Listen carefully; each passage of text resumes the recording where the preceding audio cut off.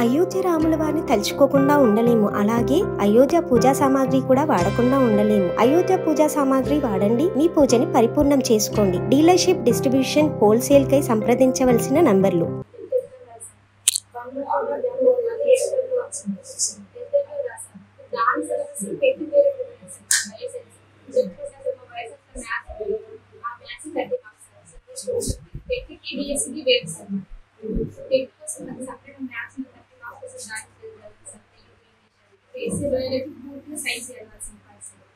అప్పుడు టెక్ కోసం మార్క్స్ వెళ్ళాలని దాన్ని వేరే పట్టుకున్నాం సార్.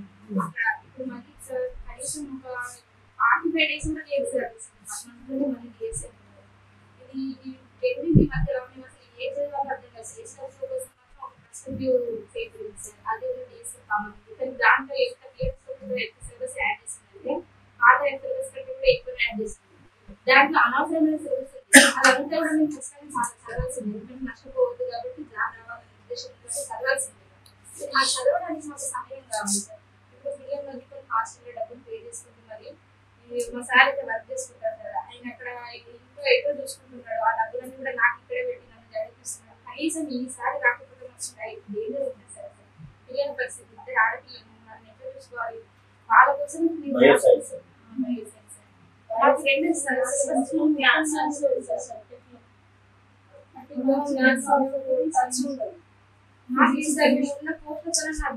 అడ్జస్ట్ అయ్యామని చెప్పేసి ప్రాక్టీస్ వచ్చినాం సార్. టైం కావాలి సార్, టైం దొరికిందంటే ఖచ్చితంగా సార్ జాబ్ వెళ్ళాలి సార్.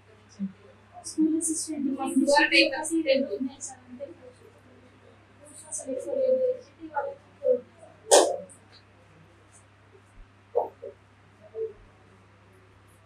పరిస్థితి హాస్టల్ స్నానాల కోసం కూడా టైం ఇవ్వట్లేదు సార్. ఇక్కడికి ఎందుకు వచ్చినామంటే కేవలం కొనుక్కోలేదు టైం ఇంకా చదవచ్చు గట్టిగా, ఎందుకంటే రివిజన్ ఎక్కువ ఉంటేనే కదా సార్ మనం గుర్తుండేది. దానికోసం మరి 1 hour పోయినా పర్లేదని చెప్పేసి వచ్చినాం సార్. ఎవరి దగ్గర కూడా పోలేము, అడగలేము, అడిగేటోళ్ళు కూడా కాదు. మీకు చేయలేని పరిస్థితులు కూడా మీరే మాకు బాధ్యత. మీరు తెలంగాణ రాష్ట్రానికి ఆ రోజు ఎట్లయితే బాధ్యత ఉన్నారో ఇప్పుడు కూడా ఉండాల్సిందే. మీరు అన్నారు ఇప్పుడు ఎమ్మెల్సీ ఇది కాదు, మీకు చిన్న పదవి అదేందా, రాష్ట్ర వ్యాప్తంగా మీకున్న పదవి వేరు, మీకున్న ప్రశ్నించే తత్వం వేరు. కాబట్టి మీరు ఖచ్చితంగా దీన్ని బాధ్యత తీసుకోవాలన్నా. మేము సీఎం దగ్గర పోము, పిఎం దగ్గర పోము, మీరే మాకేం చేస్తారో, మాకు ఎలాంటి న్యాయం చేస్తారో చేయాలన్నా.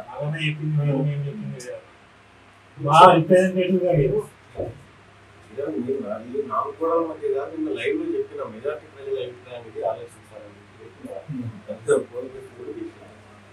నేను ఎవరో అనుకుంటున్నట్టు తీర్మానం నేను తప్పించుకుంటాను కాదు. అవసరం రాజీ పడని అవసరం అయితే రాజీనామా చేస్తాను.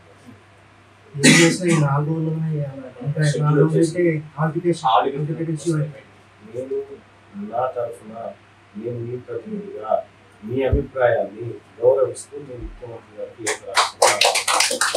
లేఖ రాస్తున్నా. దాన్ని 3 నెలల కాలం పాటు పోస్ట్పోన్కి అవకాశం చూడండి అని చెప్తాను. నా బాధ్యత అది చేస్తాను. ఇంకా ఇది కాదు మళ్ళీ కావాలంటే ఏడి గవర్నమెంట్లో చెప్పి అడుగుతాను. అర్థం చేసుకునే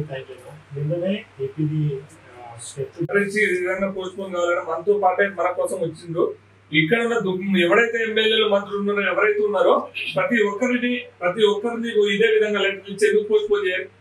మేము డ్రామాలు ఆడుతారు ఎందుకు ఇట్లా? ఒకరు ఇప్పుడు అన్న క్లియర్ కట్ ఇచ్చిండు చూడండి ఒకసారి వాళ్ళకి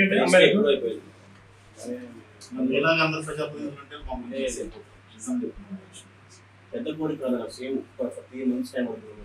పోస్టులు కట్టలేదు, ఏమి లేదు. 3 months టైం ఇస్తుంది కాదు, 3 months ఆప్షన్. మాట్లాడుతూ మాట్లాడడం ఎగ్జామ్ పెట్టమని చెప్పేసి అంటూ పెట్టొద్దని మళ్ళీ అనుకో టీఆర్ఎస్ గొడవ చేస్తాను. టీఆర్ఎస్ మా సంబంధం లేకపోతే కూడా చాలా రోజులు అయిపోయినాయి.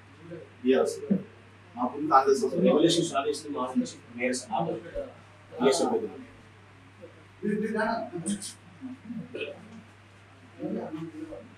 ఓకే.